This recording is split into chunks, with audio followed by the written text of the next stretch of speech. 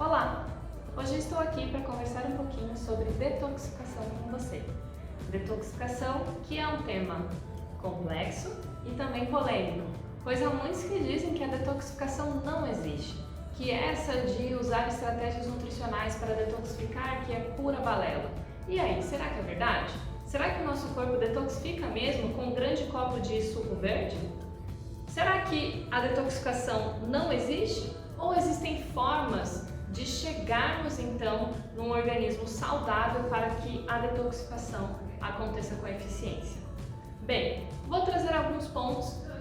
Vocês têm o nosso material para acompanhar também, o material descritivo que fizemos sobre a detoxificação, e ainda teremos um evento presencial para discorrer mais sobre esse processo que é fisiológico e bioquimicamente natural do nosso organismo. Então vamos lá. A detoxificação, como eu disse, ela é de fato complexa. Ela é dividida em 3 fases, que é a fase 1, a fase 2 e a fase 3. Sim, existem 3 fases para lidar com a eliminação de substâncias tóxicas no nosso organismo. Nada mais são do que substâncias vindas do meio externo para dentro do nosso organismo, que não são nutrientes, não são elementos que fazem parte do nosso corpo. Por isso, eles precisarão ser eliminados do nosso organismo. No entanto, existe uma característica do xenobiótico que é complicada.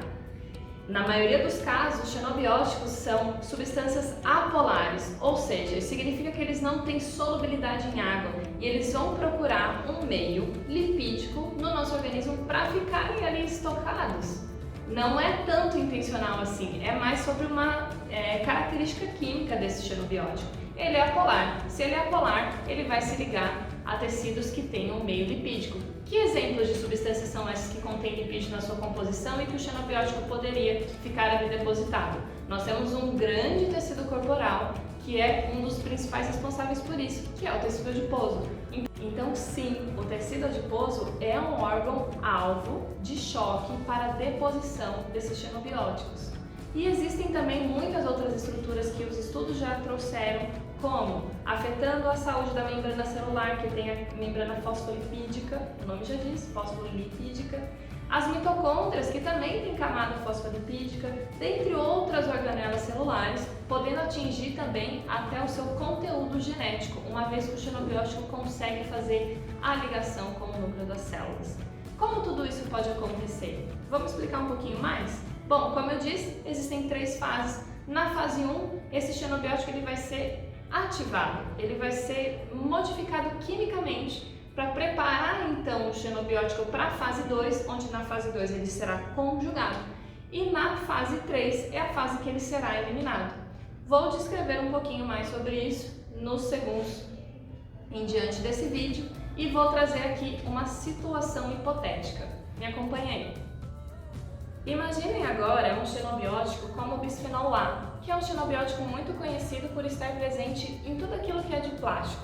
No entanto, no plástico a gente não tem só bisfenol A, tem outros isômeros do bisfenol A e o fitalato também. Então imagine se você consome diariamente bebidas depositadas em copinhos de plástico, esquenta sua refeição em um pote de plástico, armazena os seus alimentos em potes de plástico ou compram muitos alimentos que já vêm embalados no plástico. Imaginar essa situação? Bem, então aqui eu consigo visualizar que é uma situação excessiva. É uma exposição ao plástico que acontece excessivamente. O que vai acontecer então, por exemplo, com o fitalato e com o bisfenol, que adentraram o meu organismo por eu consumir esses alimentos que estavam frequentemente expostos e acabaram absorvendo essa molécula para eles. Como eu disse que o processo de detoxificação é um processo bastante complexo, eu dependo de 3 fases. Então é fase 1, fase 2 e fase 3 da detox. Na fase 1, eu tenho grande atuação de enzimas que vão alterar quimicamente a molécula do xenobiótico, como por exemplo do fitalato, ok? Na fase 1, existe então uma oxidação ou hidrólise ou hidroxilação desse xenobiótico. Nesse momento é o momento mais perigoso, porque nessa fase, depois de passar por fase 1, a molécula inicial se torna ainda mais tóxica do que já era. E aquele é chamado de metabólito intermediário. O metabólito intermediário, além da presença da própria substância química xenobiótica causando males no meu organismo, eu ainda tenho o estresse oxidativo sendo desencadeado por esse metabólico intermediário, porque na fase 1 eu fiz essa ativação, eu preparei essa molécula deixando ela mais oxidada para que os grupos da fase 2 possam se ligar a eles. Então guarde esse momento. Então o estresse oxidativo é algo muito importante na detoxificação. Tá? Então os nutrientes antioxidantes não são só importantes para a prevenção do envelhecimento, das doenças degenerativas, mas ele também é muito importante para garantir que a sua detoxificação vai ocorrer sem maiores danos para o organismo. Então aqui eu já dei uma dica. Vamos então para a fase 2. A fase 2 então, ela vai pegar esse metabólito intermediário e vai conjugar a grupos que já existem no nosso organismo ou por substâncias que vão ser formadas, que estão vindo da alimentação ou do nosso metabolismo interno. Eu tenho aqui um exemplo de um grande participante da fase 2, que é uma proteína chamada de glutationa. A glutationa é uma proteína, é uma grande proteína, é uma molécula polar. Então, a partir do momento que a gente liga o metabólito intermediário na glutationa, eu consigo garantir a excreção. Então aqui eu já estou dando de novo já o spoiler para a fase 3. O que acontece então na fase 2? Eu tinha o metabólito intermediário que veio da fase 1. Aqui eu tenho atuação tanto de enzimas quanto do grupo conjugado. Então se o meu grupo conjugado, ou seja, que vai se ligar nesse xenobiótico, é a glutationa, aqui eu tenho uma enzima que faz essa ligação, que é a glutationa S-transferase.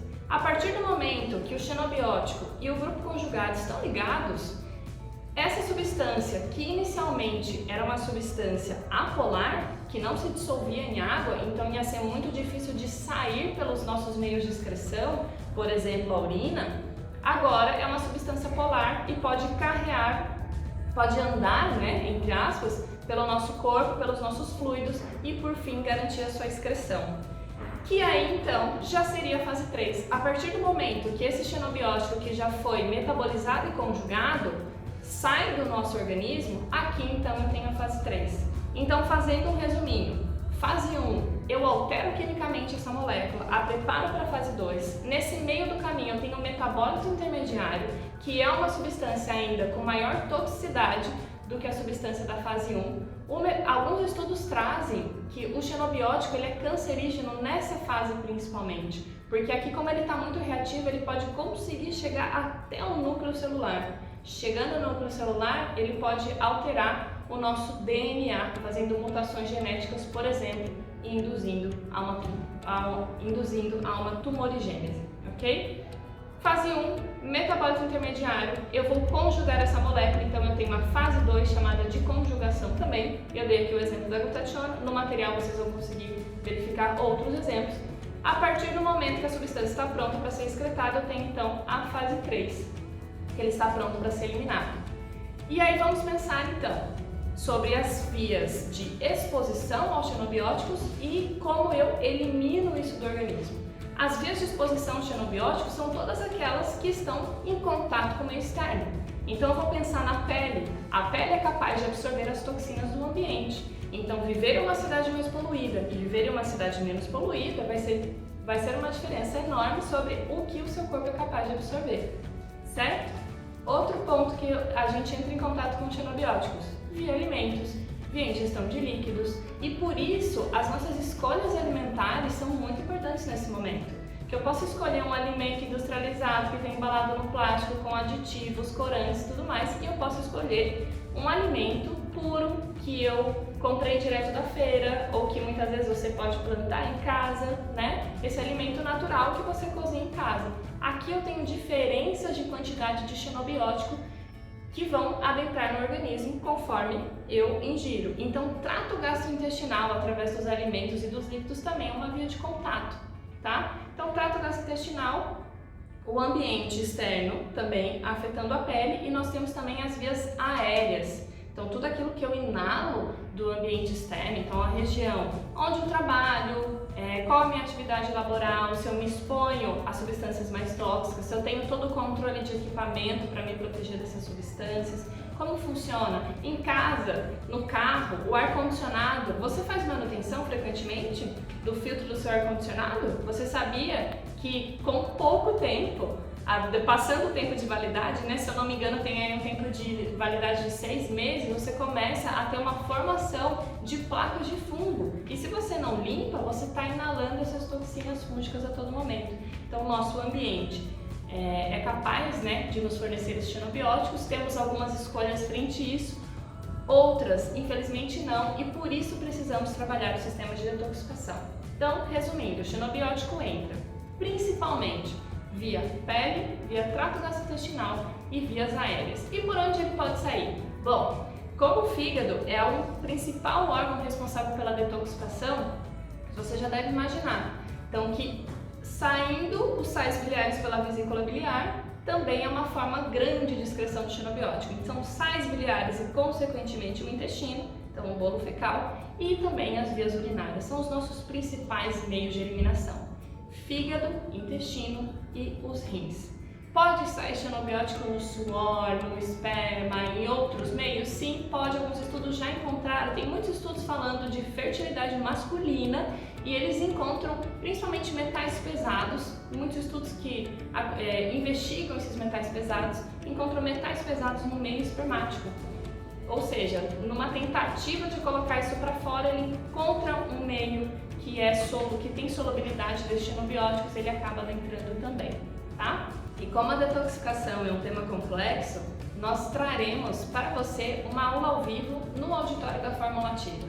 Então acompanhe as nossas publicações nas nossas mídias sociais e também tenha contato, seja próximo do seu representante nutricionista, farmacêutico, que nós avisaremos e o convidaremos para esse evento, ok? Um abraço, espero ter contribuído. Tchau!